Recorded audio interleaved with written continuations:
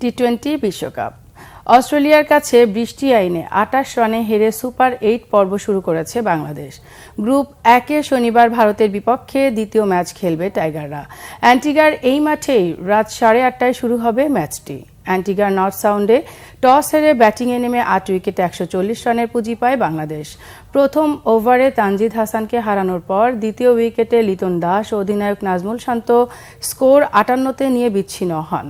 লিটন ২৫ বলে ১৬, শান্ত ৩৬ বলে ৪১ করে ফেরেন। এরপর তাওহিদ হৃদয়ের ২৮ বলে ৪০ রানে ২০ ওভারে ৮ উইকেটে ১৪০ স্কোর পায় টাইগাররা। শেষ ওভারের প্রথম বলে তাওহিদকে আউট করে চলতি আসরের প্রথম হ্যাট্রিকের কীর্তি করেন অজি পেসার প্যাট কামিন্স। ১৮তম ওভারের পঞ্চম ও ষষ্ঠ বলে তার শিকার ছিল মাহমুদুল্লাহ রিয়াদ ও মাহেদী হাসান। স্যার ভিভিয়ান রিচার্ডস স্টেডিয়ামে জবাব দিতে নেমে শুরুটা দারুণ হয় অস্ট্রেলিয়ার। পাওয়ার প্লের ৬ ওভারে ৫৯ রান তোলা ডেভিড ওয়ার্নার ও ট্রাভিস হেডের ওপেনিং জুটি ভাঙেন রিশাদ হোসেন। ২১ বলে ৩১ করা হেডকে বোল্ড করে দেন এই লিগ স্পিনার। দলীয় ৬৫ রানে প্রথম উইকেট হারানো অস্ট্রেলিয়া আর ৪ রান তুলতে মিচেল মার্শকে হারায়। রিভিউ দিয়ে উইকেট পান রিশাদ। ১ রান করেন অজি অধিনায়ক।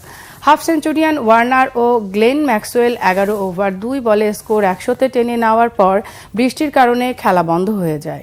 বৃষ্টি আইনে অস্ট্রেলিয়ার জয়ের জন্য ৭৩ রান দরকার ছিল।